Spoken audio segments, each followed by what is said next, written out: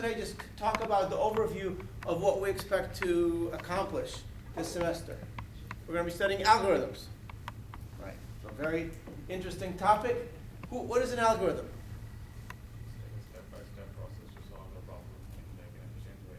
Wow. Okay, that's a big answer already. So step-by-step process, okay, to solve a problem. So far, so good. Efficient way.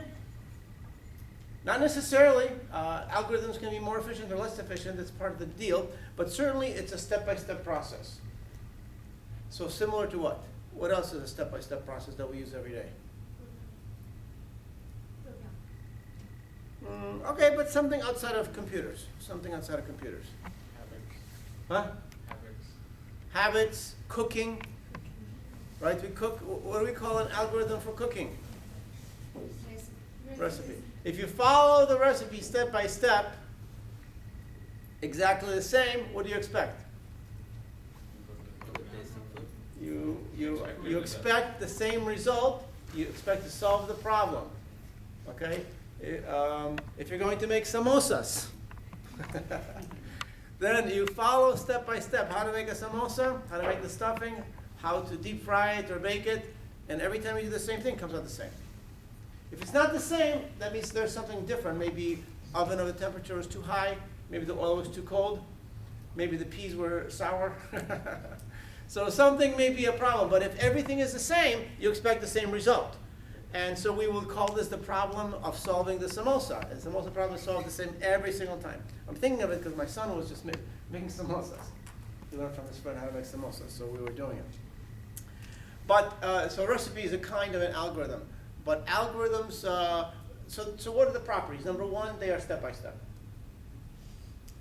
Number two, they have to solve the problem.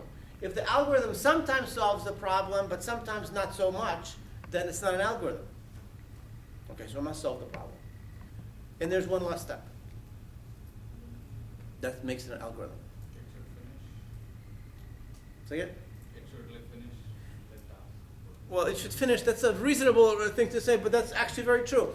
It should do its business in a finite amount of time. Now, what is finite?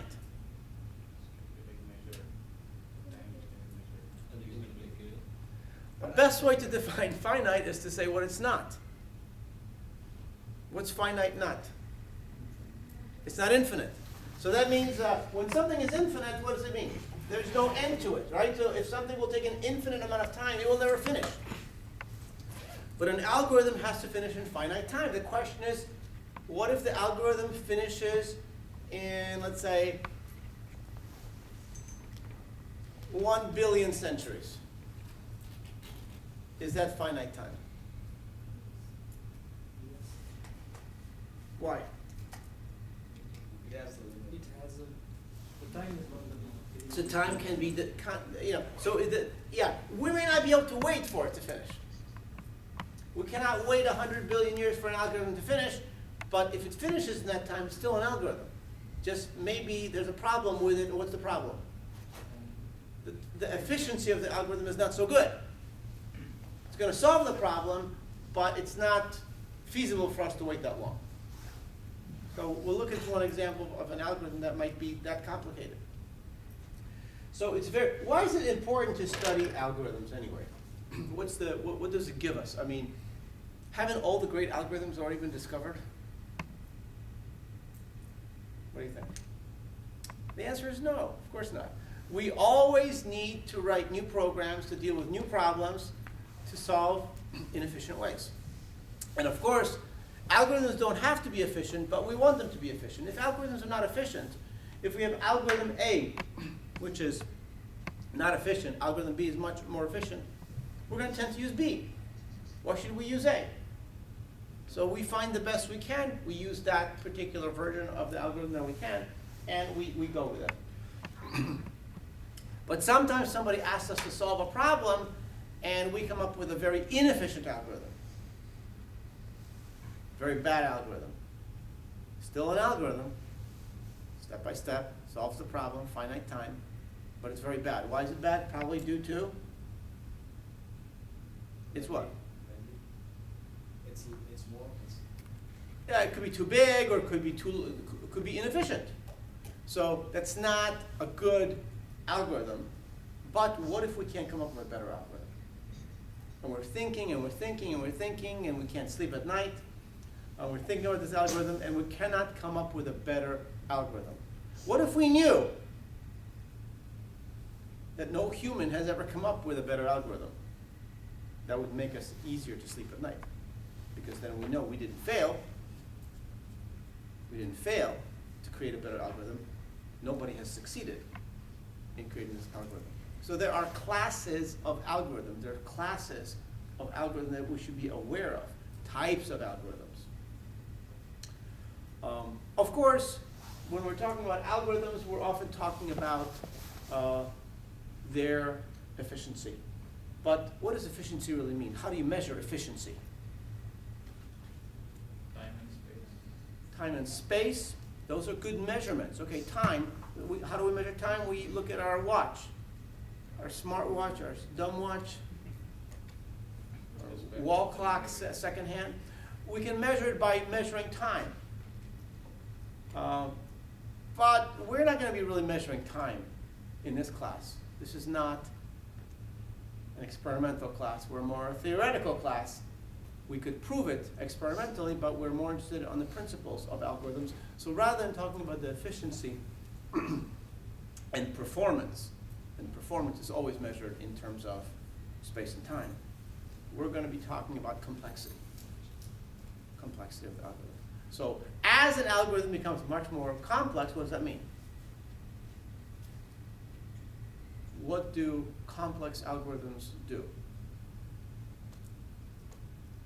Are they better than less complex algorithms or worse? What is complexity?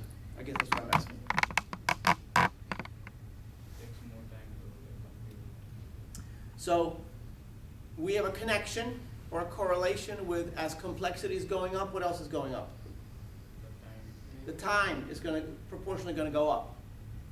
So complexity really is a proportional study of efficiency and performance. Performance is tricky because if you run the same algorithm on the same data set on two different machines, but one machine has much more hardware, much more capability, then it's going to be much faster on this one and this one.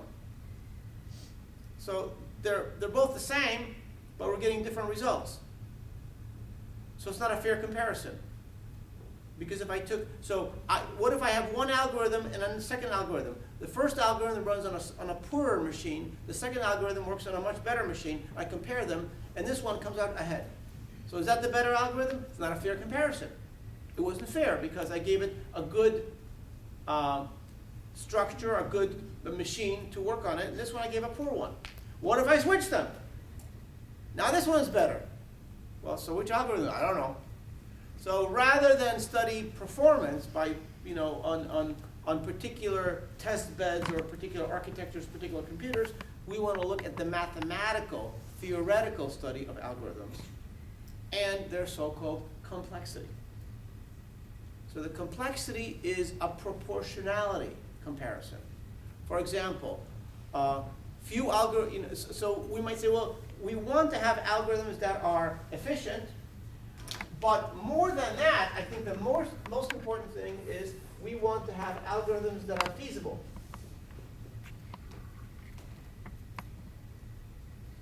Feasible algorithm. What does feasible mean? It's a funny word.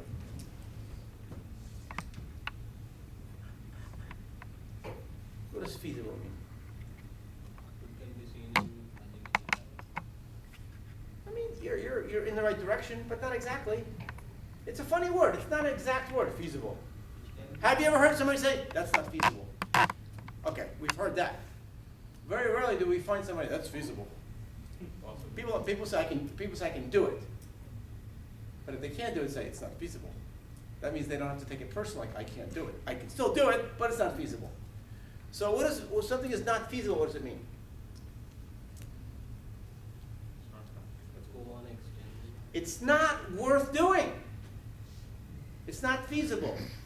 We're not going to do it because there are things that are bad about this, our whole idea.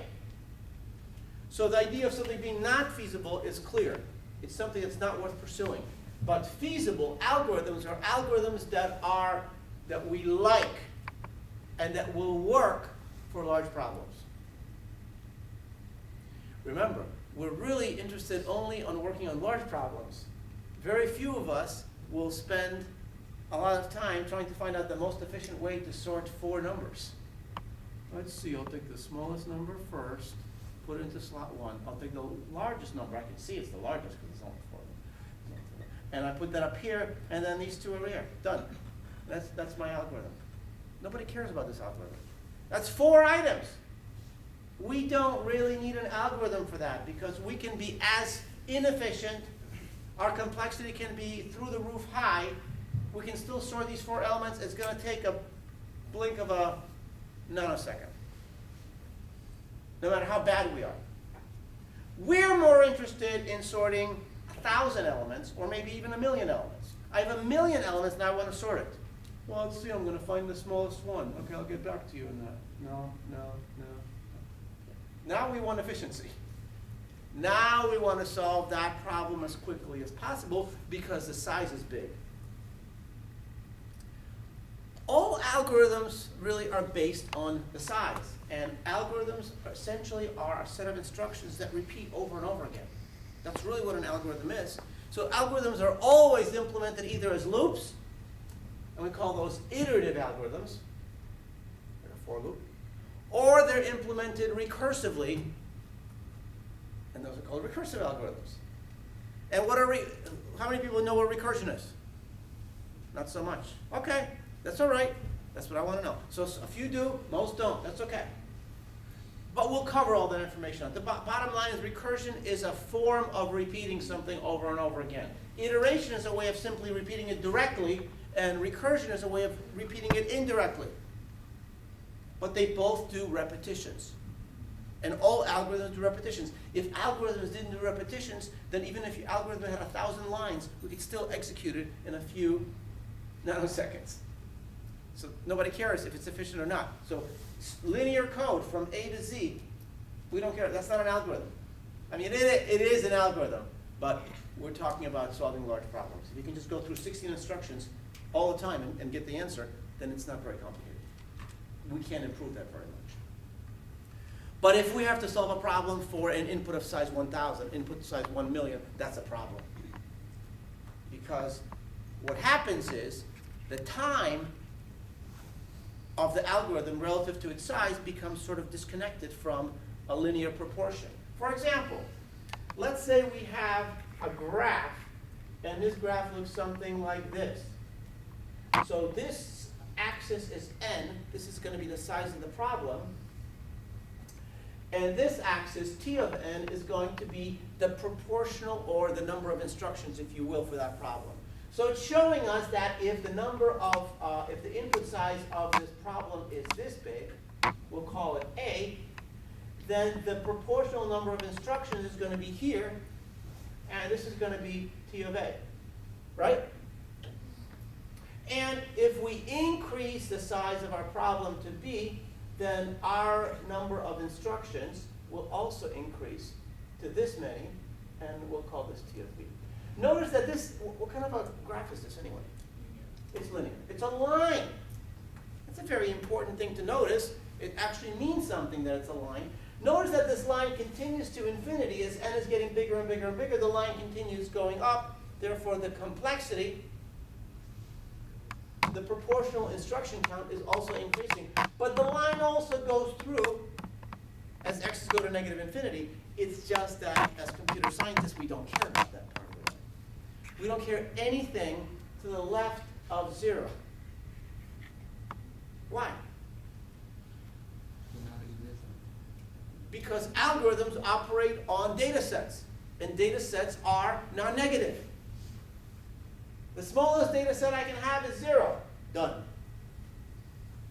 Okay? Or my data sets can increase. So whatever graph you want, whether it's quadratic, whether it's cubic, whether it's logarithmic, whether it's exponential, we don't care what happens to the left of 0. We are really primarily living in the first quadrant. So this course should be called first quadrant analysis, right? It's really all we're doing. Okay, so this is linear. Okay, now let's think about something for a second. Suppose that I have, and so, suppose that I knew that an input of size A would produce the number of instructions T of A. It's an ordered pair, point, right? And I knew that an input of size B would produce an instruction proportionality of T of B.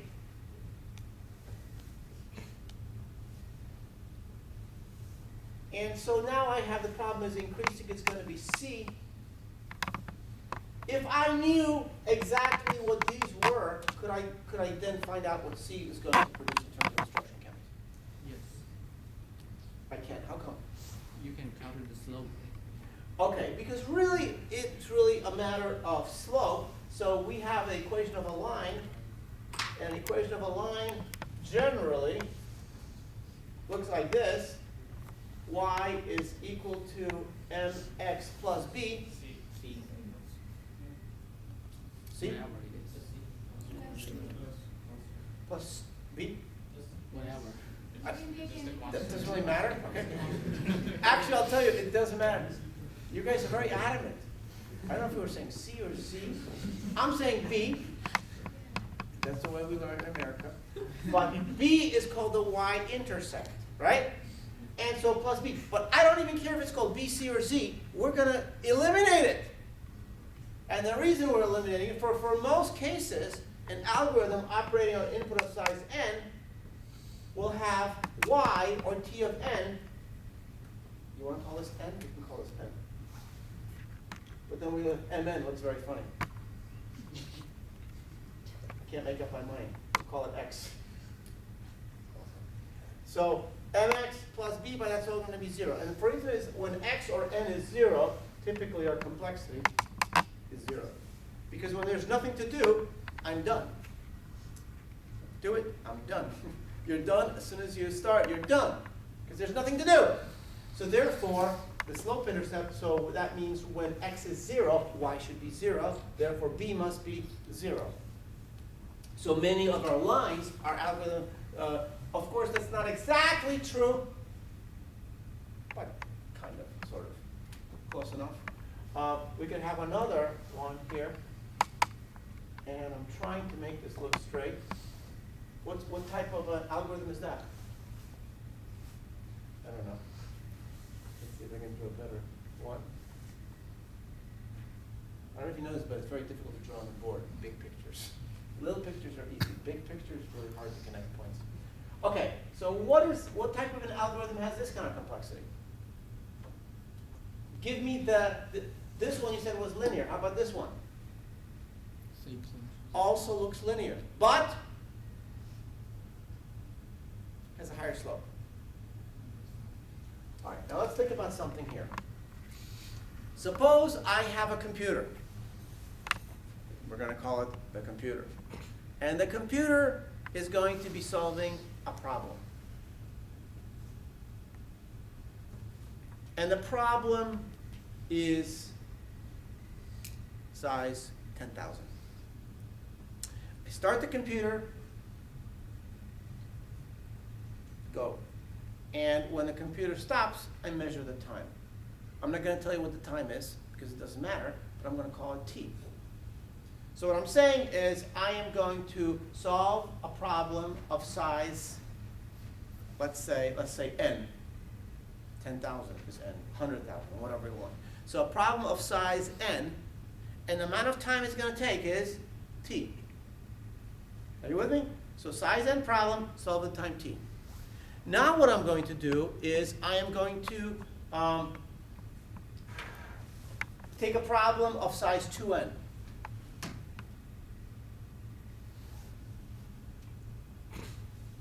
And my question to you is, how long will it take? You don't know. Hmm? It depends on what kind of function it is. You believe that? Does that make sense to you, everybody? It's like, Prove it to me, right? Well, okay, so you make a point, we'll come back to that point, so you're on the right track here. Suppose that I double the problem size. So instead of n, now it's 2n. And I start the clock as I start the algorithm, and it finishes in time 2t. Does that tell us something? Yes, What does it tell us? somehow. It's like it should be a linear function. Okay. Some, So you're exactly right, but now what is missing for us all to see this obviousness? Because obviously it's not so obvious. So I'm going to call it obviousness because it's not a real word. The bottom line is, in order for an algorithm to be considered linear, it means that the number of instructions that execute on the algorithm is always what?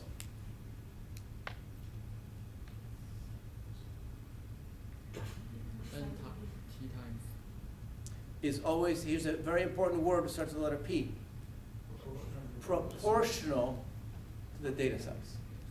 In order for an algorithm to be considered linear, okay, the number of instructions must be proportional to the data size. What do we mean by proportional? Some constant times the input.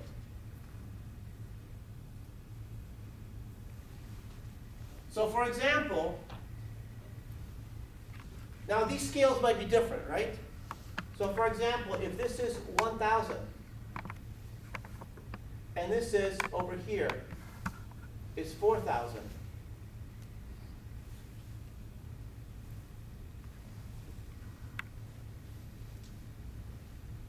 And if this is, for example, 2,000, and this is 8,000 up here, so what's my constant? Constant is 2. All right, in order to really think about complexity, we have to consider two things. Number one, we have to consider the number of instructions that are required for a given algorithm and the problem size. They're different. And they're not always proportional. For example, if the complexity is linear, then the number of instructions required to solve the algorithm is always proportional to the problem size. But if the algorithm is not linear, not so much. For example, if we had another algorithm, I want to say this algorithm looked kind of like this.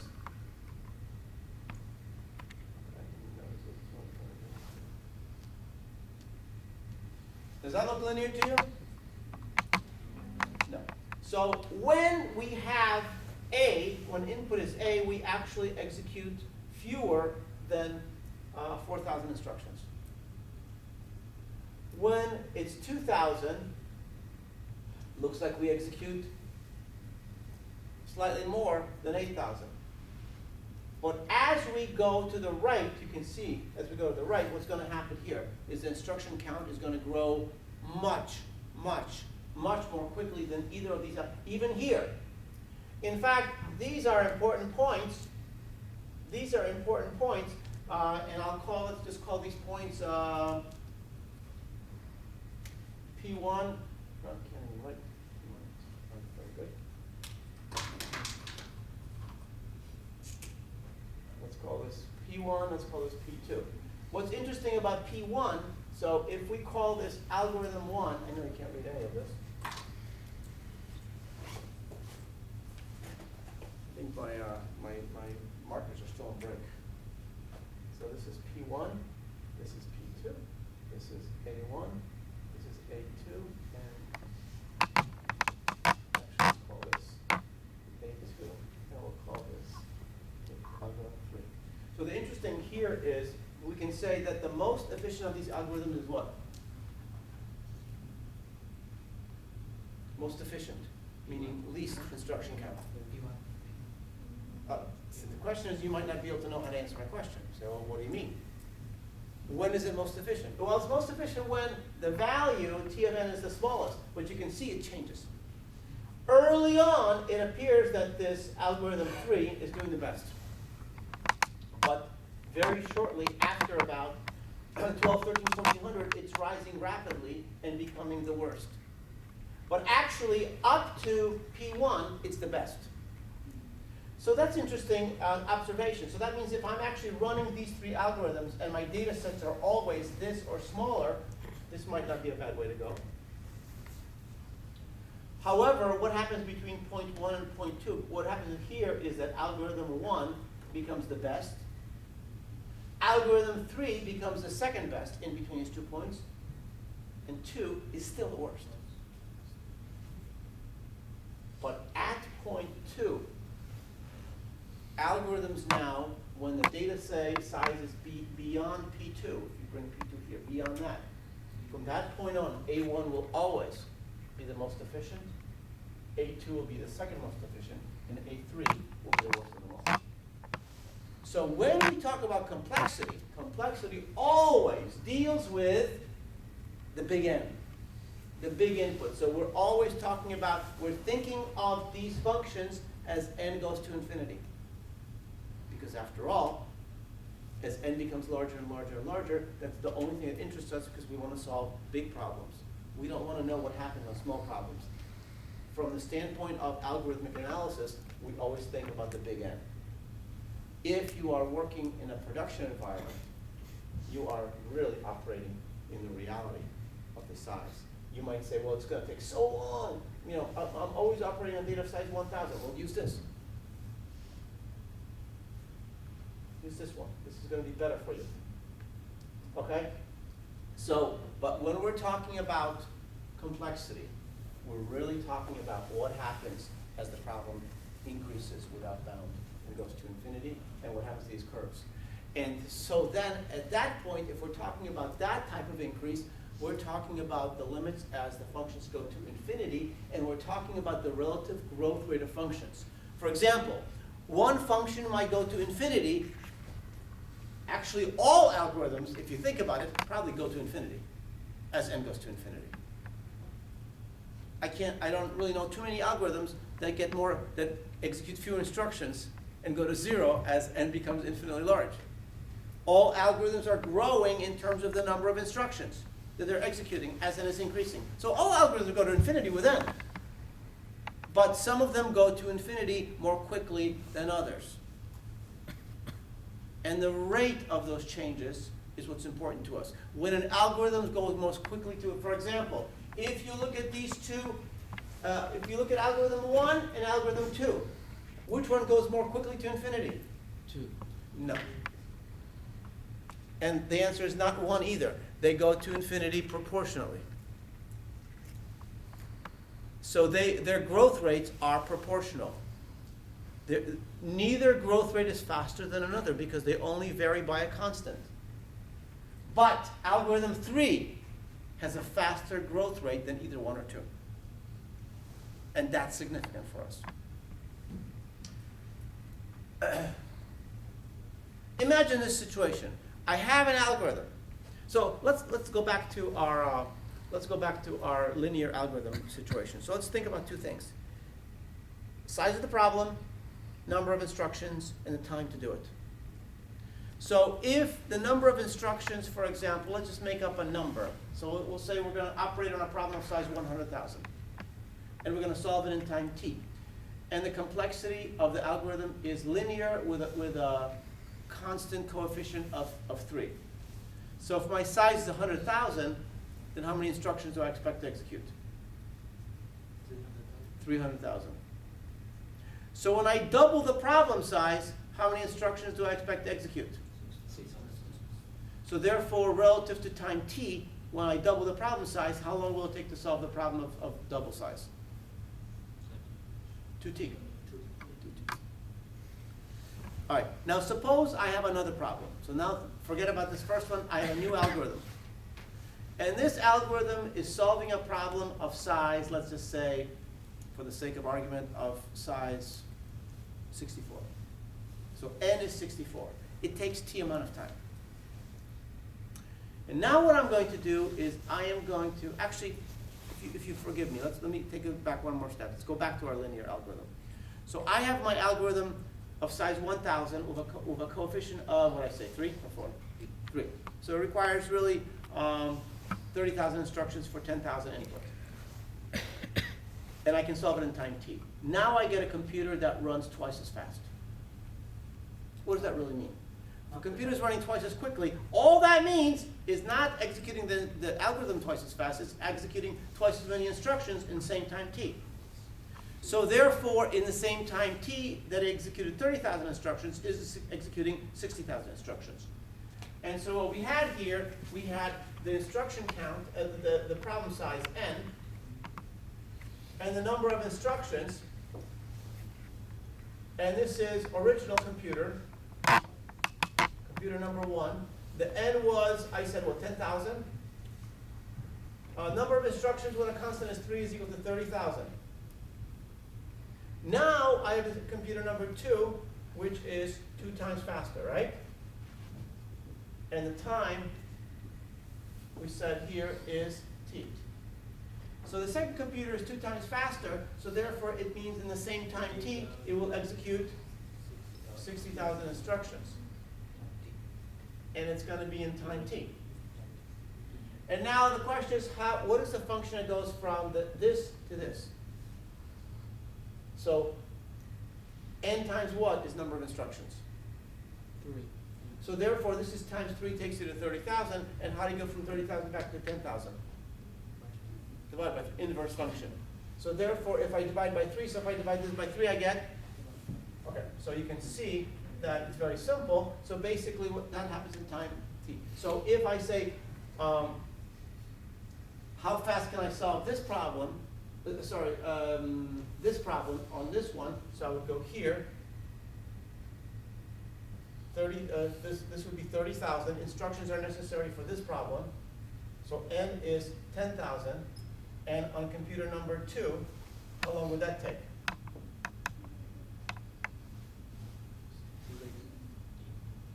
So that would be half of t, right? Makes sense. All right. So I want you to kind of keep that in mind. So the second part I want to talk about is, now suppose I have a computer that's solving an algorithm with a small instruction count. What did I say? What did I call it? 64? 64. And it's taking time t. And now I get another computer which is twice as fast. And I'm going to try to find out how big a problem size can I solve of this algorithm in time t. And I run it, and I find out I can solve a problem of size 65. So I doubled my computing power, but I was only able to increase the problem size by one unit. Not even a constant time to it, just by 1 unit. I increased by 1 unit. What's the complexity of the algorithm? Meaning, what kind of algorithms require twice as much instructions when you add 1 to their input size? Nonlinear is correct, but not precise. But that's fine. So it's a nonlinear algorithm. Or, so keep it in the back of my mind, think of another scenario. Suppose that I have, again, I'm solving a problem of size, I'm going to increase it now again, 10,000 in time t. Different algorithm. I get a computer, it's 4 times faster. And I find out I can only solve a problem of size 20,000, which is what? Twice as much as the original. So the question is, what is the complexity of these algorithms? So what I'm finding is, number one, we found out that sometimes algorithms the size of the algorithm being solved in the same time can go proportionally to the speed up of the computer. Meaning when the computer was sped up by twice in the same time, I doubled my problem size. But then I had another example where I doubled my computing speed, my problem size increased by 1. That's not good. Could you imagine that? Okay? And then I had another one where I increased my computer speed by 4, but my problem size in the same time t only increased by 2. So what's going on here is that now the speed up is higher than the actual gain in problem size. So there's no longer a linear relationship in the speed up and the problem size. Here, there's a linear relationship. Speed up by 2, problem size by 2. Speed up by 2, problem size plus 1. Speed up by 4, problem size times 2. So what's happening is that the increase in the problem size is being outpaced by the speed up. There's more, we're buying more speed up, but we're not gaining that. We're not seeing that increase in the problem size. My question is this, next one is it possible to get a computer twice as big and have it solve a problem more than twice as big in the same time t? Is that a possibility? Can we overachieve over the speed up in the terms of the problem size in the same time? Depends on function. So it depends on the function. So now, how many of you see this is obvious, and how many of you think this is interesting? What I'm talking about, and want to understand it. Okay, I want you to, because I'm not really, I'm sort of hinting at something, but I'm not really saying it. So it's very, very important to understand complexity, because there's really the number of the types of complexity. It's really pretty remarkable how interesting functions are. And when you see the graphs of these functions, see how they actually lay out, and see how they compare, and growth rates, how they compare, is very, very interesting. Our complexities can be any combination, any way to put together linear functions, any polynomial function, second power, third power, fourth power, higher, logarithmic functions with any base, exponential functions with any base, any product of a polynomial or logarithmic function, logarithmic raised to powers. Very, very complicated type of algorithms, and we have to be able to look at code and then create a mathematical equation out of it. And we have to look at a mathematical equation and be able to create a code that goes with it. Match them up. And then after we have the code and the math, we have to be able to solve this math, because sometimes the math is not going to be solvable. Sometimes the math is going to be a summation. And the summation has to have a solution, because summation is just a nice sigma. But what is the solution for this summation? And sometimes the complexity of a recursive algorithm is a recurrence relation. We need a solution for that also. When we find the solutions, we'll have the complexities of algorithms. So our job is going to be to play with code, play with models, mathematical models, and then solve these models into complexities. Once we understand those ideas, we're going to become much more powerful as programmers, because we'll be able to look at programs and anticipate what's going to happen, or say this is not a good algorithm, we need to find a better algorithm. Is there a better algorithm? Can we do any better than this? What if there is no better algorithm? And we still have the problem. Because we deal with problems for which there are no algorithms. Well, we deal with problems for which the algorithms are very, very inefficient. Let's take a look at an example of something that we've already sort of hinted at.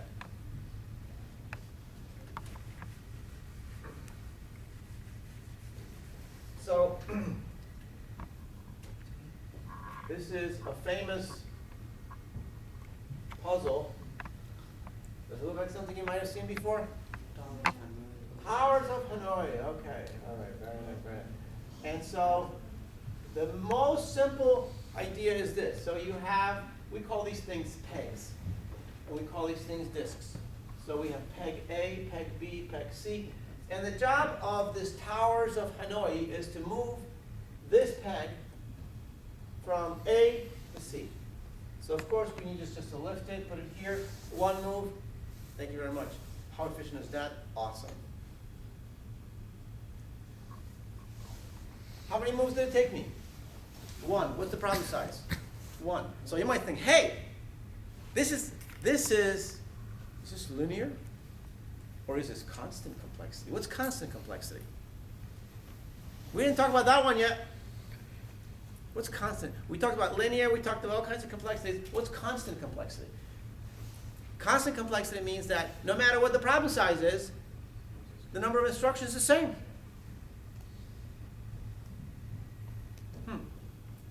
Can you think of any algorithm that has a constant complexity. Well, it looks that way, but we're going to disprove that very quickly. So it looks like it's got constant complexity. It only has constant complexity if we can make that happen for any size. All right, so now what we're going to do is we're going to add another disk, and we're going to also add the rules, because the rules are important. You can say, hey, it's constant complexity, just get them both up. 1, not the rule. The rule is you can only move one disk at a time, so you cannot lift them both up. And also, if you put this one here, you can't put the bigger one on top of the smaller one, because no bigger disk can ever sit on top of the smaller disk. So 2 rules, 1 at a time, and the disks cannot be, you cannot have a bigger on top of a smaller, ever. So what we're going to do, you can see, so this is n is our problem size, and this is our T of n. It's going to be our complexity, if you will. And so when we have 1, we found out that we can do it in 1 move. This one, what we're going to have to do, our goal is to get this one over here. So therefore, we need to get rid of this one, but we're not going to put it over here, because blocking, we're going to get it out of the way, put it on top of B. And it's going to be 1 move. That's going to make it easy to move this one from here to here, and the smaller can go on top of the bigger. That's 3 moves. Let's think about what we did. 1 move to clear the disk on top. 1 move, same as before, for the positioning. And then 1 move to reassemble the top, which gives us 2 to 3. We still are not clear about the complexity. Meaning, if you give me a function that goes from 1 to 1 and 2 to 3, it may be the right one, but it might not be the right one. If you take a slope between these two and try to say that's going to be the correct case for 10, you're going to be wrong. So let's see what we have to do. So let's add another disk and make it more interesting still. So we're going to add this red disk. And this time, we're going to have to get even smarter. So what we're going to do is, we still need to do this. So that means by the time these two are moved, they're going to have to be over here. And it cannot be red and green. It has to be green and red, because they have to be decreasing in size. So what we're going to have to do, and so we cannot put red here and green here, because that violates the rule. We're going to have to put the red here, the green here, then the red back on top of the green, and then we reassemble this. So let's see what we did. We did 1, 2, 3. But what does this mean? 3 moves did what? 3 moves removed everything off the bottom disk. Then we moved that 1 move for the bottom disk, and then, if you want to think of it, the green and the red, switch them over here. Doesn't make any difference. You're going to have to do the same type of thing again. You're going to have to put this out here, this here. You're going to have those 3 again to reassemble those 3. So you're going to have the 3, the 1 big one, and the 3 again. It takes as much time to move these 2 disks onto here as it does to move these 2 onto there. Because the peg's arbitrary, and because the biggest one is always the biggest, it's never a problem. Because everything can go on top of it. So it's like it didn't exist. You with me? So how many moves does it give us? 7. Gives us 7. So 3 gives us 7. So you can see, if you came up with a linear equation, it's going to get rejected here. So now we're going to try to get smart. Okay, smart. We're going to sharpen our brains a little bit. We're going to add a 4th disk. And of course, that requires a dramatic new color. What do we have here? Oh, very dramatic. Peach. Now, what we're going to do is we're going to try to compute this without working too hard. Because remember, our job is always to try to solve problems, but not kill ourselves, right? So what we're going to do is we're thinking of the fact that we have 3 disks that we need to remove. If we simply forgot about this one, we'll remember that the previous problem moves 3 disks from here to here in 7 steps. You understand what I'm saying? because the idea of moving these three onto here is arbitrary, whether we move here to here or here to there. It's going to be 7. So we'll take 7 steps to get these 3 out of the way.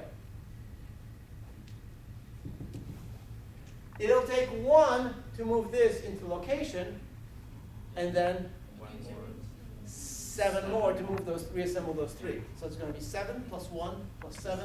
That's going to be 15. So you can see what's going on is the 7 and the 7 are doubling this value plus that 1 move. And that pattern is going to continue. So when we get 5, we're going to need to do 15, 15, and 1. That's going to be 31. So now, when we're starting to see the n and the t of n, we're trying to see what's going on here. We're seeing some interesting patterns. For example, when you take 2 to the power of 3, you get 8, which is almost 7. 2 to the 4th, almost 15. 2 to the 5th, 32, almost 31. So it looks like if we had here a value of k, that would be 2 to the k minus 1. That appears to be the function. So that appears to be exponential. Now, this is an old story. The old story was that the Towers of Hanoi was invented as a game that the monks played. I think it was in Vietnam. I could be wrong. I think it was. And the story went like this. They said so they had the set like this, the monks did, in a monastery. Very serious business. And they didn't have 3 discs, 4 discs, or 5. They had 64 discs. And they said when you solve the puzzle of the Towers of Hanoi with 64 discs, the world will end. It seems like a very powerful statement. And 64 discs. That's not a very big input size. Remember, those monks were there before we had supercomputers. Before we had i7 processors. So the question is, how much better are we doing now than we did, in the 14th century? Well, the question becomes, how quickly can we move these disks? I mean, how quickly can you move these disks? For example, if I gave you a puzzle with 5 of them, how quickly can you solve the 31 moves? Of course, we have to assume one thing: you never make a mistake. Because if you make a mistake, you're going to take even more moves. So this is the perfect solution. There's nothing more perfect than this. How quickly can you make it? For example, if you can move 1 disk a second, I mean, you have to be pretty quick. You got to be really sharp. You would solve this in 31 seconds. If you had 6 disks, you would solve it in 63 seconds. But the monks said that if you could solve it for 64 disks, that's the time the world will end. And of course, if you had 64 disks, the number of moves t of n would be 2 to the 64th power minus 1, which looks like a very large number, but how large is this number? How large is this number? Well, we're going to do it this way. We're going to say 2 to the 64th power. Now, if you forgive me, I will just cross off this 1 because I don't think this 1 is going to really make or break anything. So I'd say 2 to the 64th power. That equals 2 to the 4th power times 2 to the 20th power times 2 to the 20th power times 2 to the 20th power. Are you with me on that? Now, 2 to the 20th power is a meg, which is 1,024 times 1,024. So it's more than 1,000,000. So if you allow me, I will simplify this, and I will bring it down. I will just call it 1,000,000, which is 10 to the 6th. And so is this, and so is this.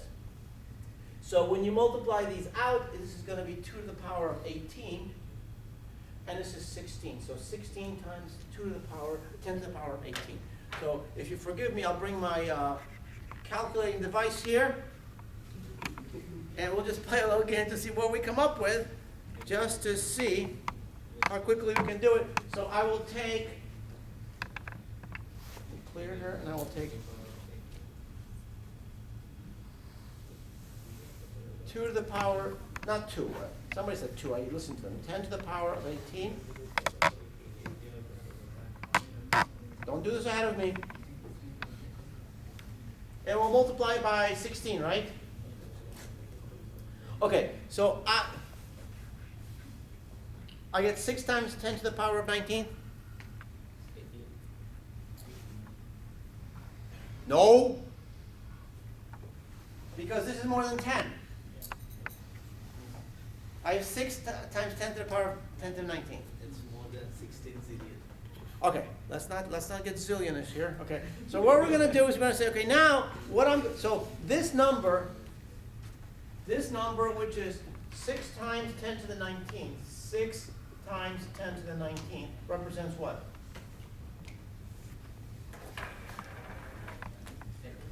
What does it represent? Represent the number of moves. If you make every move perfectly. And of course, we're perfect, so we can do it. So what we're going to do is suppose we can make a move every second. Then it's going to be. Okay. So we're going to divide this by, we're going to divide these moves by, if I divide this by 60, what is that going to give me? And if I divide that by 60, I'm going to get, if I divide this by 24, I'm going to get, and if I divide it by 365, if I divide it by 100, that came something. Okay, so